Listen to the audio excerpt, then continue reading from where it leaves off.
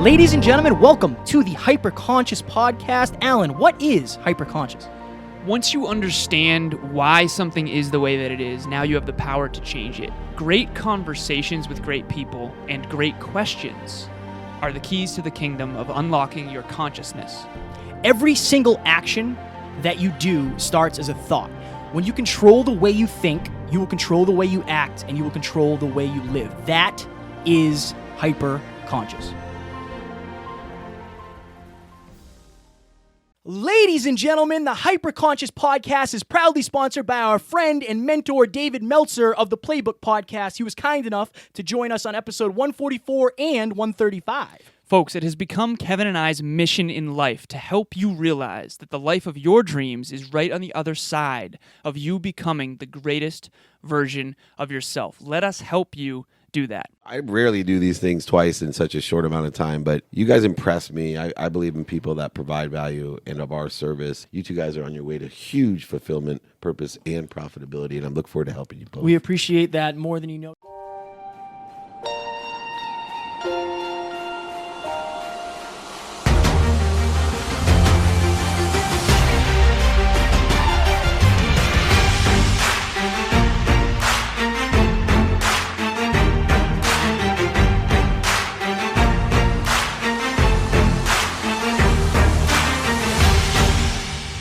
Cool. So this is a special episode. I have a series on my channel on me getting to 10 million subscribers and blowing my business up. And typically, I've brought people on to give me advice on like what I'm missing and where I need to grow and where I suck. And I was thinking back to you guys and what I liked about our interview. We did an interview way back when I was just starting my tour in Pittsburgh. Yes. And it was only supposed to be a 20-minute interview or something. It turned into an hour or something.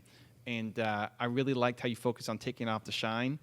And along my path to get to 10 million subscribers and build a bigger business, I wanted to also show the rust and like where I'm screwing up and what it's like to do it, not just the fancy, oh, look at the growth. Yeah. So I thought, hey, bring these guys back from the Hyperconscious Podcast.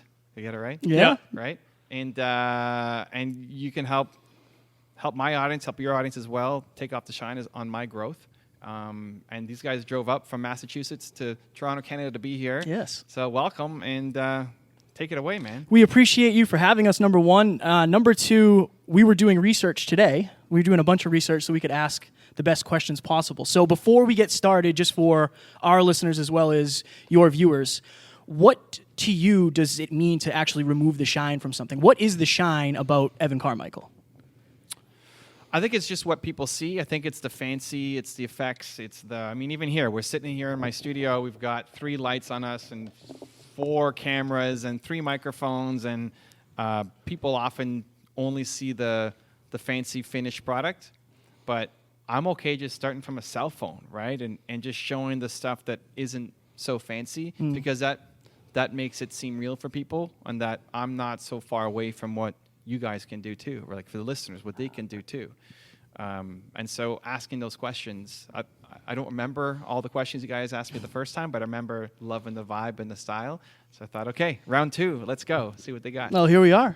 I remember you challenged us. You said, I want to be on for episode 250. Okay. At the time when we interviewed you, we were only doing 2 a week. So we were doing, I believe, Scratching the Surface, which was just Kevin and I picking a topic, going off on it. And then we had world-class performing guest that we want to pull back the curtain. So the key of our show is pulling back the curtain on what it really takes to succeed.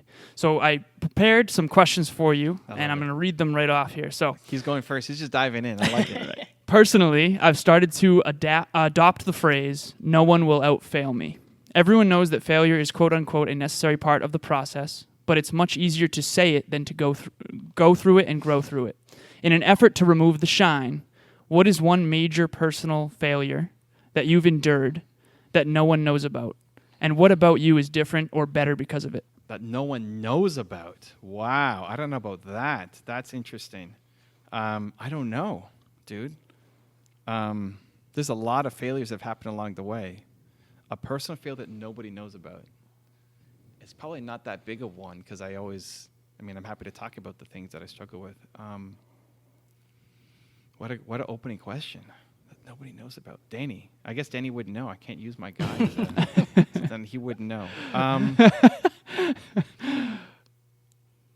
I think some people know about it, but believe, as much as it's my one word and my greatest strength, it's also my greatest weakness, in that believing that I'm capable of getting to the next level is always the problem. So why has my brand not blown up as much as somebody else, or what I'm capable of? It's because I don't believe I'm capable of it yet. And every time I make a leap in my mindset of I'm capable, then stuff starts to happen. So even the point of this series is I want to get to a bigger brand, and I have people push me on, hey, Evan, here's what you suck at that you need to really focus on getting better at, and trying to show that publicly so that people can also learn and see where I'm struggling and what I'm working on, because it's easy for people to think that I've got it all figured out. Do you believe in this moment that 10 million, your road to 10 million subscribers is possible? It's possible for sure. How do I ramp it up faster? Right. Yeah. Okay. Do you think that, so this is one of the questions I was going to ask, but marketing is basically making things look better than they actually are.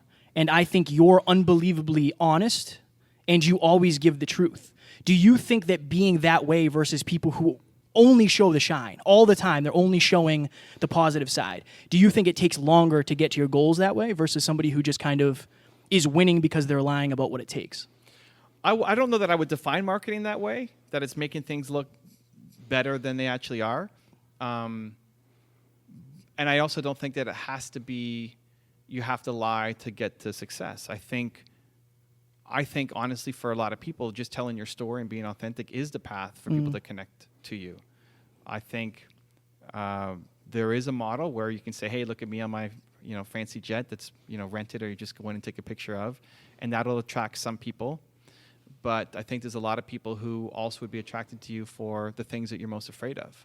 And being willing to say that I'm scared of XYZ makes you relatable. And I think actually brings the right kind of people to you. Well, I went to episode number 1 on your YouTube today. Oh, great. And I was showing Alan. But Yep. it's interesting because the people who were there 10 years ago are still kind of vibing with you. And I think it's because of who you are. I think it's because they connected to you. Yeah, I mean, I've always been that person. I think I've been more open with time, just with more confidence and courage. And especially in the early days, I felt, well, who am I? Like, why do you care about my story? I mean, yes, I built and sold the company, but it's nothing compared to Walt Disney or Steve Jobs or Oprah or the people I profile. But the number one request for a top 10 was always on me. Right. And it was only until my fans made one for me, I want to say 4 or 5 years ago, because I would never do one on myself. And then maybe 2 years ago, I started doing them on me, which was weird. Yeah. Right? It's like, all right, Right. we'll just do it. And they do well. So it's just a willingness to say that your story matters and that people can learn from the journey that you're on. So I've never lied, but it's definitely been a version of myself that's become more and more. It's funny, as I've gotten more and more polished, it's also been more and more real at the same time. Right. Interesting. So I'm better as a speaker. I'm better as a thought leader. My thoughts are more crisp and clear. My content is way better than it used to be. I started a new series on my channel of 2016 Evan versus 2019 Evan, right? Or like 2014 versus me saying a similar point, but you get to see how the older, because I want to show where I came from, show that it's possible. Like that took me 3 years to do that, but maybe you can get there faster, right? So one of the things that I wanted to talk to you about was you struggle to believe in yourself, and that's why it's ironic that that was your word. And at one point, you had trouble believing in yourself. So I watched that video as well. The beginning of it, you were in a suit, and just a second ago, you said that that's not how I would define marketing. My first question is, how would you define marketing now, knowing what you know? Yeah. And then the second question is, I think one of your greatest strengths is if you believe in yourself and do the things that you're scared of, it'll encourage other people to do that as well. Is that true? Yeah. Okay. So there's a lot to unpack on that one. I don't think it's actually ironic that I struggled to believe in myself. I think whatever your most important core value is, whatever your one word is, it is your greatest strength and greatest weakness. And everything, like whatever yours is, if it's trust or strength or whatever, the thing that's holding you back is you don't trust enough.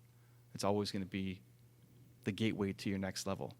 I guess to the outside world, it might seem ironic, but that actually is the path to you getting everything that you want. You don't trust enough? Can you go deeper on that? Trust in what? No, whatever your one word is. Like, what's your most important core value? Legacy. Great. So you don't believe in your legacy enough. Interesting. It's your greatest strength and your greatest weakness. It's gotten you where you are now, but you if you actually want to have a bigger legacy, you have to believe in that capability more. Wow. Right? Yeah, So even absolutely. if you position yourself as the legacy guy, you're going to help people find their legacy, but that's still the thing that you're constantly fighting every day, to have a bigger version of your legacy. That is very true, especially because in order to have a bigger legacy, a lot of times it does sometimes take me away from some of the more common ways to live your life that maybe would make me feel more connected to certain people in my life. So I resonate with that. That was a breakthrough. Right, that was a breakthrough. Well, and always will be, right? I mean, so, and what's yours? What's your... Resilience. Great. So, like, here's the greatest thing. For someone like you, someone would look at you and say, man, you're so resilient. You're doing so much. You've packed so much into your life. You'll do whatever it takes. But for you now, where you're at now, it's pretty easy. Yeah, okay. It's not actually that resilient. Not for you, not anymore. Interesting. Yeah. There's still 18 more levels of resiliency that you need to go through to get to where you need to be. Wow. So even though you're the resilience guy, it's nothing. Like, it was a journey, and it's amazing. But Right. now it's comfortable. Now it's just okay. Now it's not actually pushing yourself to be resilient. Not anymore. And to everybody else looking at you, they'll say, man, that's so resilient. It's like, yeah. But if you just stay where you are now, you're not going to like your life. That's true. That's Yeah. very... So one thing that I really admire about you is, and I think you did a video recently about this, when things are going really bad, Yeah. you don't say like, this sucks. You're positive about it and you're grateful and thankful for it. Can you go into why, when everything seems to be hitting the fan, you're stuck in traffic, why does that matter to you, and how do you turn that into a positive? So in the short term, like it's happening right now, I'll say it's the best. This is the best. Because one, just logically, if you're living in a land of negativity and pessimism and you get overwhelmed, you get frustrated by this thing, you're not going to lead to a good solution. You know, if you're positive, optimistic, and resourceful and resilient, you'll find a better way through. So just in a short term, that makes sense. But the longer term is just on your psyche. You know, I care about the mindset. And so you're frustrated and like you let a red light own you. Right? Like that's what you're capable of? Mr. Resiliency gets thrown off by a red light? Are you kidding me? Right? Like Yeah. that's what I'll tell myself, right? So, you know, I broke my neck on my tour and I had to wear a neck brace for 60 days. And I could only take it off for 10 minutes every day to have a shower. And then in the shower, I'm not moving, right? Like I don't want to do anything to my neck. So 60 days, sleeping, everything in this crazy neck brace. And there was 2 of them, and I still have them in my office. When I'm filming my content, and whenever something negative happens, I look at them as a reminder. It's like, this is what's overwhelming me. Like, I wore this neck brace. I finished my tour with a broken neck for another month before going home and seeing my doctors and everything. And I'm frustrated that the video didn't record when I pressed the button. Right? Yeah. Like it just Been there. It's perspective. yeah, and it's just I want to remind myself. I want to remind myself that this is the best. This is the best. It's the best that I'm capable of this and a lot more. And it just puts you into such a better mood, but also the positivity, the self-talk, right?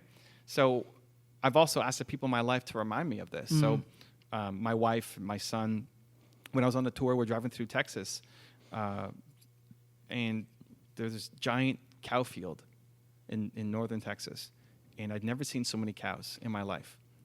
And we're driving through, and like, man, these cows are like, it's miles, all nonstop cows. Never seen so many cows in my life.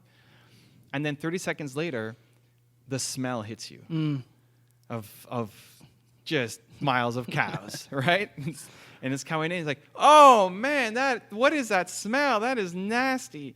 And so now what are we gonna do, right? I mean, we can't roll down the windows. That's not gonna help. We're driving through. We should have turned off the AC, Right. a while back. We didn't. So what are we going to do? My wife then turns to me and says, this is the best. It's like, you're right.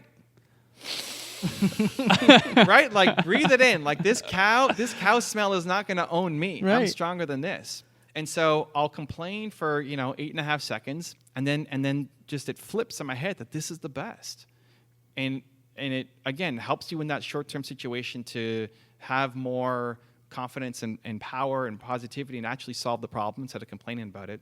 But the more you do that, the more it feeds into your psyche that I can conquer anything, Yeah. dude. Like, Well, even when we said we drove up from Boston, you were Yeah. like, "Oh, that's not that bad of a ride." Yeah. And Right. when we were telling people we're driving, they're like, "Why are you guys driving to Toronto?" Well, we Yeah. get to sit down in person with Evan Carmichael. Yeah. Like, you would drive too if this was your goal. So I think you just know more so than a lot of people what you're actually capable of because you've grown so much. Yeah, and- Watching episode 1, Evan, was mind blowing to me. Yeah, Of okay. you. Of you. And Great. the point that I wanted to make for your, not you because I know you know it, but the listeners and the viewers is Yeah.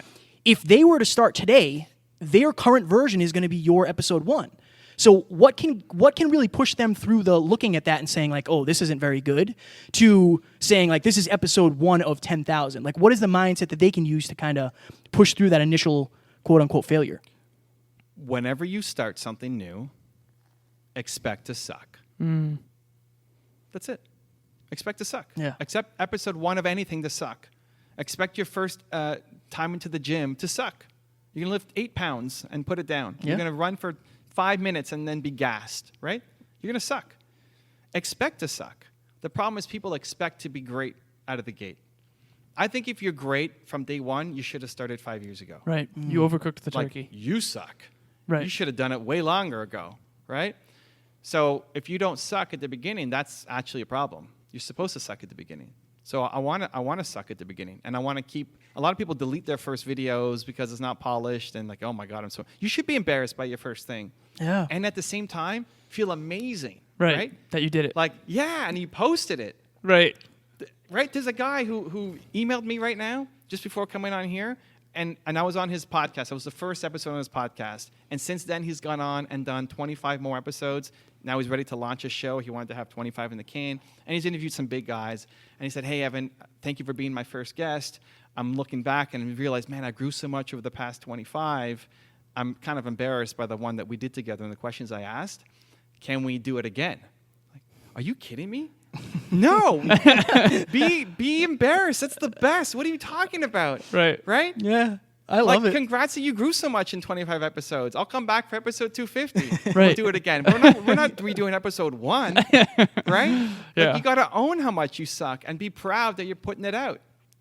So I expect to suck. You should. Your first video should suck. Your first podcast should suck. Oh, it did. The first draft, as they say, is for the trash, but not actually get rid of it. Post it. Post it. Yeah. The first draft is for public consumption. Yeah. Okay, there Yeah. you go. Share it. Let people see it. My very first YouTube video is Real Life Superheroes video, and whenever someone comes to me and says, I'm scared, I'm freaking out, I want to try this thing, one of my friends reached out and said, I want to do my first photo shoot. Okay. I send my video. I say, look at me 2.5, 3 years ago when I first started my YouTube channel. Like, you have to do this. Yeah. You got this. You can do this. And I never took that down, and I never will, because I want to be able to keep sending that to people and seeing it's the process that makes the person.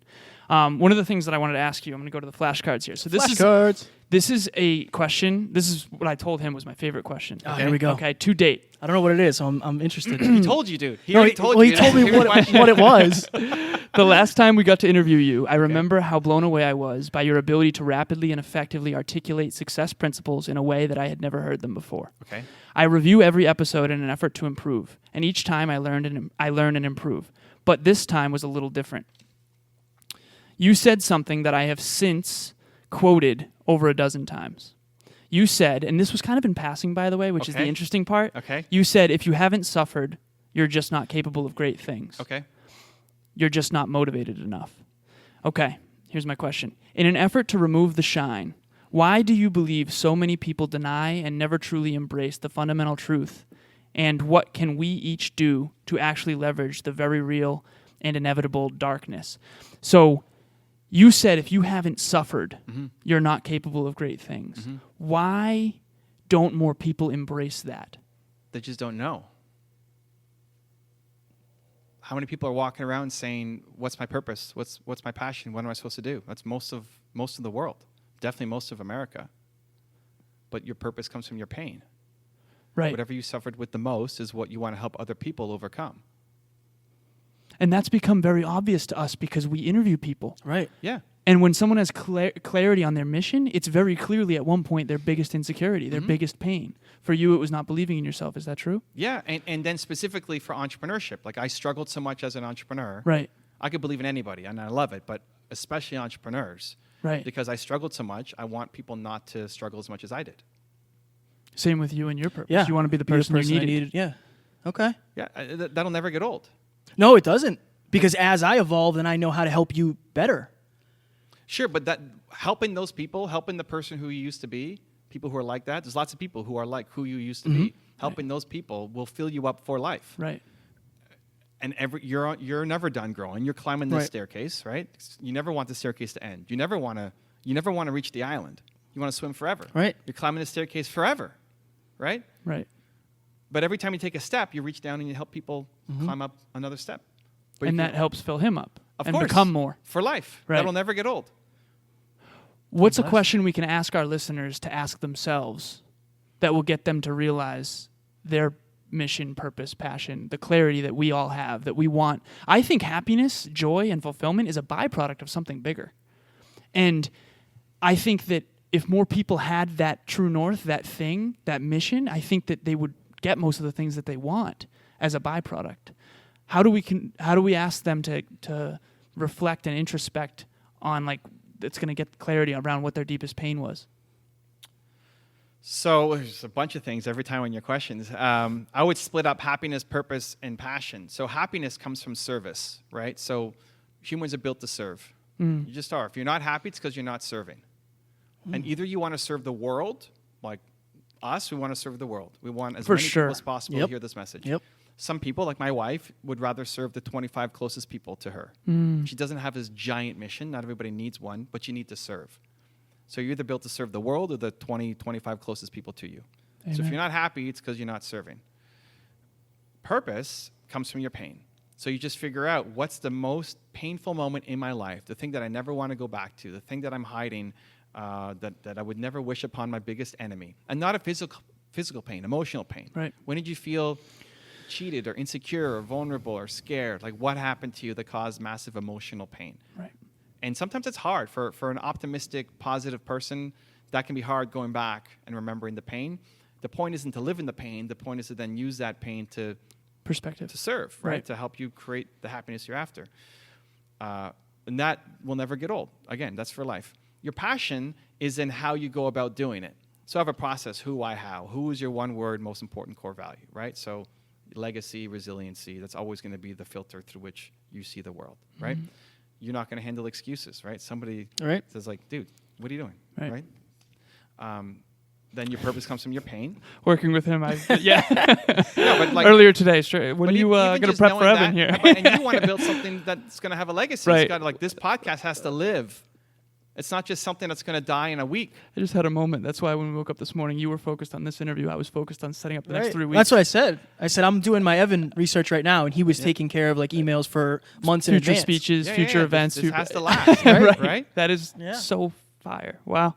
And then now you got to figure out like how you guys are entrepreneur partners. So Right. Like how does that match together? And then the people who you bring on your team, they better be resilient because he's going to fire them if they have any excuses for not getting their work done. Seriously. And they better care about creating something that's going to last a long time and build a legacy for the whole company, not just an individual, right? Right. So just knowing that allows you to bring people on into your team, attract people into your life, right? Make better Like, decisions. Make better decisions. And it's not that they're bad people; they just don't fit Right. within the culture you guys are trying to build. Right. Interesting. So, in an effort to remove even more shine, again, somebody might be watching this and saying, like, Evan knows so much, or they might see you at a speech, or see you on YouTube, or you on a coaching call answering these questions. Yeah. That is the polished product. That is years and years behind the scenes.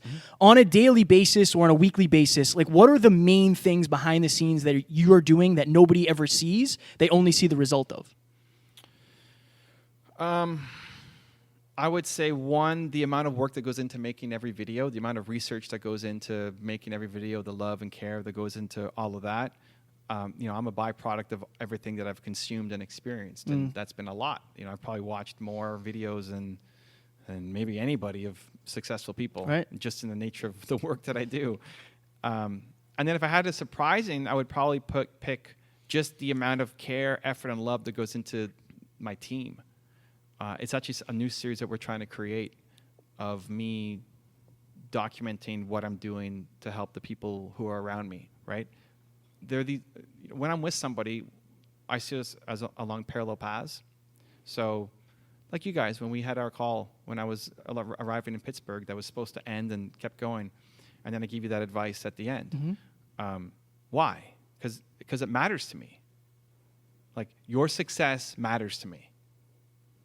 I wouldn't have said that at the end. I said, hey, thank you for another episode. Let's go, right? I'm on my tour. You're one of like tons of people that I'm talking to. But why go extra with you, and then why push at the end to say, like, you guys are capable of more than what you're doing right now, because your success matters more than it should. Like, I didn't know you guys from anything. Right. We just met. I'm on my phone, and I've even seen you guys, but it's like, it matters to me. And so now amplify that by the people who are around me every day. Right. They matter to me. Their success matters to me more than their success with me. And so people definitely don't see that. The people feel it on my team, but I want to try to capture some more of that, because it's not, I think everybody cares about their team, but like, it causes stress and anxiety and painful moments sometimes, because I care more than I should. I appreciate you sharing that. Interesting.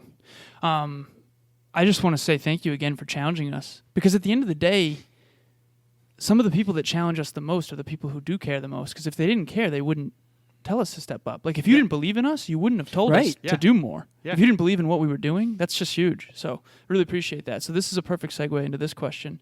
So you have studied and curated more successful people in personal development / success principles than anyone I personally know. And you kind of just alluded to that. Yeah. As you mentioned in the last interview we did, no one's perfect, and you don't have to like someone to learn from them. I remember that. That's like a cognitive bias. If I don't like you, I can't learn from you. Okay. The greatest learnings come are often from people who you don't like. Right. That's fire. In an effort to remove the shine, can you please share something that you don't like about yourself that you are still working on? I mean, the easy answer is lack of belief, and that's ongoing. That's forever. But we've kind of already talked about that. Something else that I don't like about myself. I don't even know if I don't like about it. This is hard for me. That was my goal. What's that? To have it be hard for you. Like, maybe there's something. Breakthroughs. Yeah, I mean, I default so much onto the other side of gratitude that everything that I am is a result. Like, I'm here because of everything that I am. Right. And so I'm grateful and don't want to go back in time and change anything. One of the things I'm struggling with right now, that maybe helps answer this question, is I'm such a loyal person and see so much potential in people that I hold on to people who have that potential at the detriment of my business, and I don't know if it's the right thing to do or not. The guy who was in here just before you is building a marketing agency, and I want him to be my guy to build the marketing agency. I want to use him as my marketing agency guy, but he's far away. He's like another 6-9 months away from being ready to do what I need him to do. And I should go hire somebody else because it's hurting my own business, right? But I want him to be the guy. And I don't know if it's actually the right call. I don't know if I'm missing it. And I should go off and do my best with him, but if it doesn't work out, go somewhere else. Or it's actually the greatest thing of all time, and I need to double down on that thing and just wait out the 6 to 9 months, because then it becomes a lifetime of opportunity. So there's doubt. I don't know. When you look back on, so I'm sure you've probably had this experience before where you felt that way. When you look back, do you regret it, or do you say, I'm so grateful and thankful I did that because of this? I don't really look back and regret things. Right. I mean, I tell myself I did the best with what I had at the time. So there's never like, I wish I could go back and change that thing.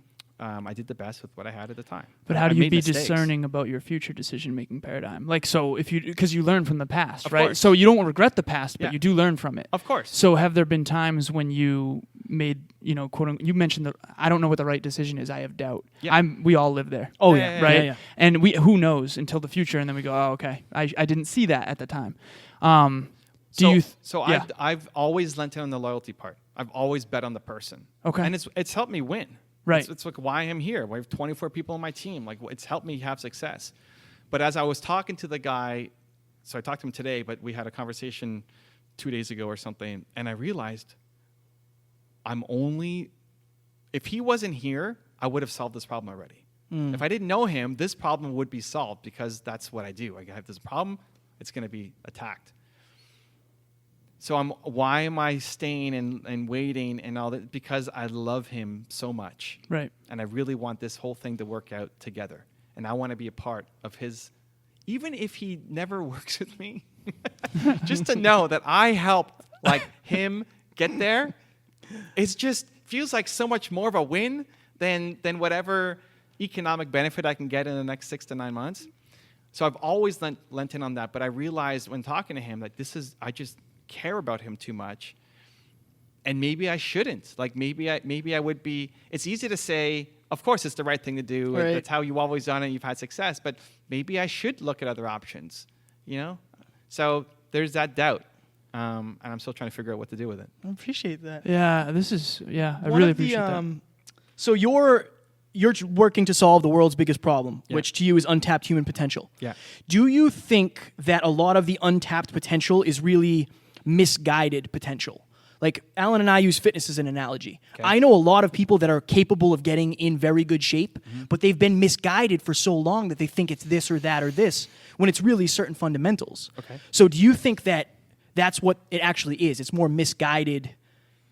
So I think everybody has Michael Jordan level talent at something. Okay. Like everybody can be the best in the world at something. Everybody. You are the best in the world at something. You either don't know what it is, or you do know what it is, but you don't believe in yourself enough to chase it down because it's too different than what your parents or family or culture or whatever wants you to do. How do we help people find that for them?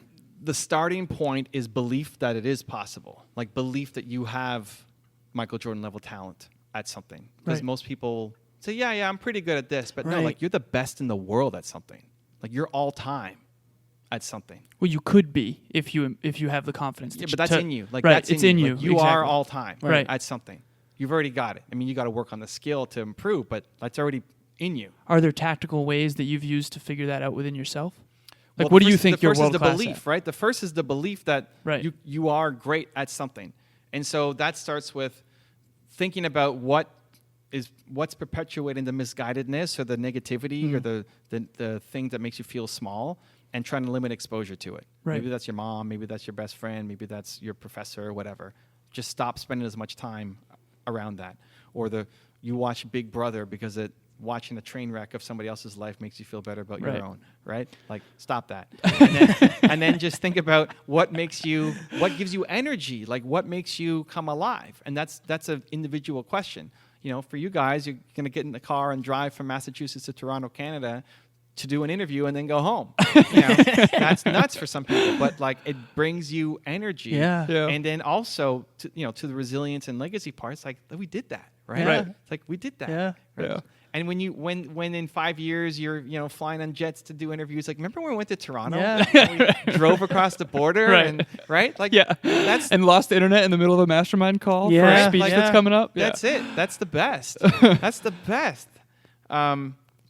So the starting point, right? That energy, that's it. That's what you're looking for. Right. The starting point for most people is just eliminating or limiting access to the negativity in your life and exposing yourself more to the positivity that's out there.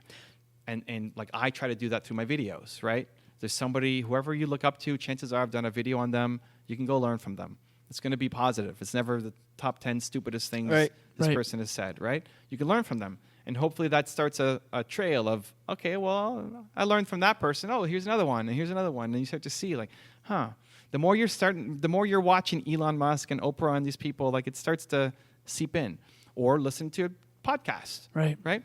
And so start injecting more of that. That starts to give you the hope, the belief that something is maybe, if it's possible for these two guys, maybe me. Like maybe I could do something too. Right. the thing that's missing for most people is just momentum.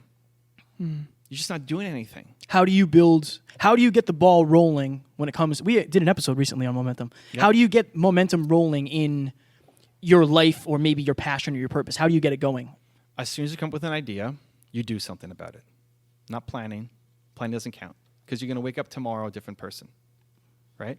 You have a bold idea. I believe that when you have bold ideas for yourself, your vision, your life, where you can go, those are actually the best ideas for you. And then your head talks you down from doing Right. it because you're scared. Because you wake up tomorrow and say, I can't do that. I said I could do that. I can't do. Who am I? No, I'm too busy. Right. Blah, blah, blah, blah. Right. It's gone. Right. And so you spent the best energy that you had on planning, and then you didn't do anything. The best thing you can do is just go do something immediately in the moment. You want to work out? Somebody's listening and say, you know what? I'm tired of this. I'm tired of being overweight. I'm tired of being fat. I'm tired of being unhealthy. I'm tired of having all these conditions. I'm going to start working out. The best thing you can do is just do 10 push-ups. Go for a walk around the block, like anything. Instead of researching what the perfect plan is and like who to follow and what guru and what diet, because you won't do anything. You'll be overwhelmed. You'll wake up tomorrow and say, I can't do that. Right. Meanwhile, you just do 8.5 push-ups and your body's burning because you've never done a push-up in 20 years. And then you celebrate. It's like, man, I just did that. And planning becomes important, but it's not your first step. Right. Your first step has to be doing imperfect action immediately as soon as you have that little moment. So somebody's listening to this episode and they have an idea for something for their dream. Do it. Don't worry about there's no perfect first step. Momentum is the first step. You could be doing almost anything. You want to start a podcast? Take out your phone and record, hey, this is my first podcast. Right. I don't know what I'm doing, but I have this goal, this dream, and I want to be a podcaster, so I'm going to take my shot. Post. There's your first episode. Done. And the next one will be better. How many of the things that you're doing right now started as a thought where you just said, okay, it's time to act now? Almost all of it. Almost all of it. And a lot of times it doesn't make sense. That's the problem. Right. Like you're trying to wrap your head around something that has to be felt. You don't wrap your head around it. Wrap your heart around it. Because you can create something new from here. Your head will talk you down because it's only logical, understands the world that exists. And the world that currently exists, there's no place for your podcast to be successful. You're trying to create something that hasn't been created before. It's not logical. Right. So everything starts from that seed of like, I feel this, and then you have to go and do it. So big decisions with the heart and small ones with the head. My goodness. There are so many questions coming up. I don't know what we have for time, We but got we're 5 minutes. Yeah. Okay, so I've often said that every public success we see on the surface is actually the accumulation of 10,000 tiny courageous moments that no one ever saw. Okay. Okay, and those tiny courageous moments are taking action when you feel it. Mm-hmm. All right, you just mentioned that. What are your honest thoughts on that phrase, and how would you change it if you would? And then the second part is, what is one example of something behind the scenes that only you know has actually made the biggest difference in your journey? I like it. I like the phrase. I think you need to have things in your life that scare you. I think if you don't have something in your life that scares you, you hate your life. I think if you look at your calendar for the next month and there's nothing in there that makes you feel nervous, you hate your life. Because that means you're just photocopying the same day over and over and over again. And Right. humans want to grow. So for me, I find ways to push myself within the things that I'm doing. Because I still love making videos. I mean, I've done 6,000 something YouTube videos. Right. I still like it. But every time before, here's the story. Every time I get on the camera before I make a video, videos that I've made thousands of times, I get a little nervous. And there's 5 minutes of, I don't want to do this. I'm not going to do this. Yeah, I don't want to do this. Not because I Before don't this love interview, it. you're like, let's go. Let's go yeah. now. You Do ready? it now. Not Because I'm because I talking don't myself love down. it. It's because I'm afraid of it. Like if you procrastinate, it's either because you don't love it or because you're afraid of it. Yeah. So How do you know the difference? you listen to your heart. Like, do you actually love doing it? Does it give you energy? Like, once you're doing it, do you enjoy it? Once I get the ball rolling, I love it. But why am I afraid of it? Because I want it to be the best I've ever done. Right. Because I don't want to just do it the same way I did it last week. Right. That's easy. I can do that. It needs to be better, right? I want to grow. Now, it may not always be better, Right. but it's my intention, right? It's like I want this interview to be better than the one we did before, Right. right? And So it maybe never is. goes away. That feeling theoretically should never. Like, does that fear ever go away? I told Alan, it took me 160 episodes to feel competent as a podcaster. Am I afraid? Was I afraid coming here? Absolutely. Yeah. Does that ever go away? And if it does, what is that a sign of, do you think? It goes away if you stop caring. Wow. It goes away if you're just going to mail it in. Because Right. you've grown, and how many episodes are we at now? Right around 200. Great. 200 episodes. You're so much better than you were Right. at the beginning. You could never learn anything and just keep doing what you're doing, just show up and ask questions, and it'd be better than all the work you put at the first episode Right. to get it going. But then you're not growing. You're not learning. You're not improving. And you won't like it. You'll get bored of it because you're not pushing yourself. So you have to bake in things. And this is where it gets hard when you start getting good. Because for someone who's looking at you and saying you're so resilient, it's like, no, I'm not. This sucks. Right? But it's like, it's based in, I love myself and I'm so resilient, but I know that there's 18 So more much, levels, right? yeah. Like, no, don't tell me I'm great. Right. Right? I just did my first speech. Evan, I don't know if I've ever been so scared in my entire life. Yeah, that's Killed it, man. it. That's And where it all felt the great. growth comes. Right. It felt great. It's like when you're lifting weights, you can do the same weight. Like that 50-pound was super heavy, and now that's easy. It's like Right. you're not even getting a pump from that thing Right. anymore. Right. You have to up it.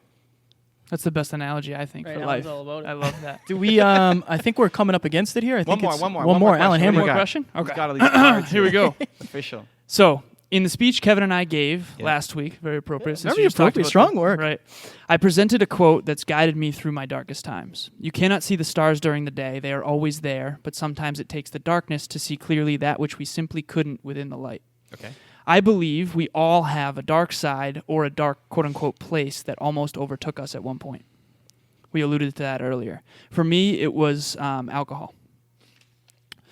My question, in an effort to remove the shine, again, what's your dark place or dark thing, your kryptonite? And what are you doing, saying, thinking, and believing every day to keep the darkness at bay?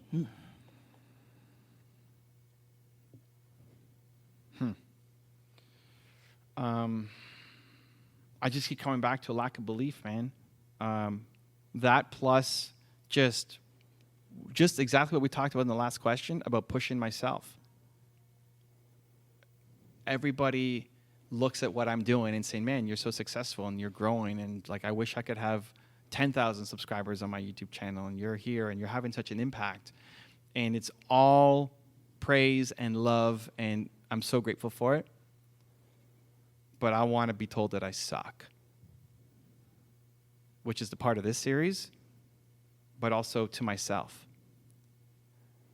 I think you need to be your biggest fan and your biggest critic. I think a lot of times people are the biggest critic without being their biggest fan. Right, and You vice can be versa. you can be hard on yourself, Right. but that's only helpful if you also love yourself. Right. It's got to be foundation in love. Like, I'm amazing, and I suck, right? I suck. Like, I need to feel like this sucks, because otherwise you don't change. And I don't think I do that well enough on a daily basis.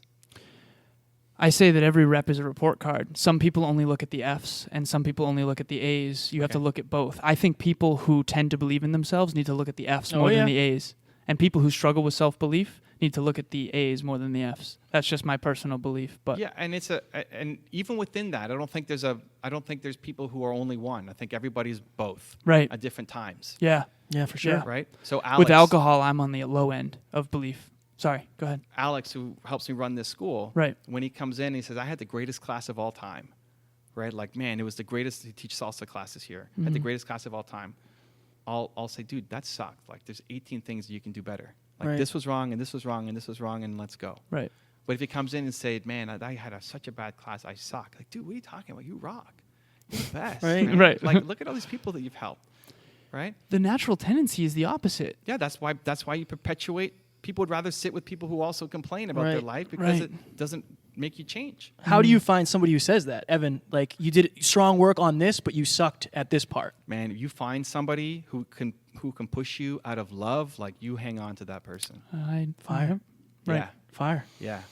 Yeah. All right. That's tough. After my speech, everyone was saying how awesome it was. Kevin was Yeah, I the was like, one saying, yeah, dude, man, you could've because done I was far better. doing, I was Yeah. literally doing it 5 minutes prior to But- people arriving, But based out of love, right? Right, Like, yeah, you know truly. he loves you. and his awareness of me. Yeah. Right. And what he's saying is truth, and it's not out of hate or jealousy or anything else. Right. Like, that was great, but dude, like you should have 50,000 people watching Right. you. But I Get also, there. that's when we removed the shine Yeah. of the actual speech. I knew what went into it. I know the behind the scenes. You could have prepped 10 this. You could have times done better. that. Yeah. So Yeah. His it- was it- done 2 weeks in advance. I Yeah. did mine 5 minutes before. Yeah. Right. Not smart. Yeah. And I knew that, and he knew I knew that. You're capable of more. Right. Let's by go. far. Right. By far. And this has been great. Do you want to wrap this up? No, that's great. Good for me. However you want. All right. Ladies and gentlemen, that was Evan Carmichael. We hope you enjoyed this, and we will talk to you soon. Talk to you soon. Love it.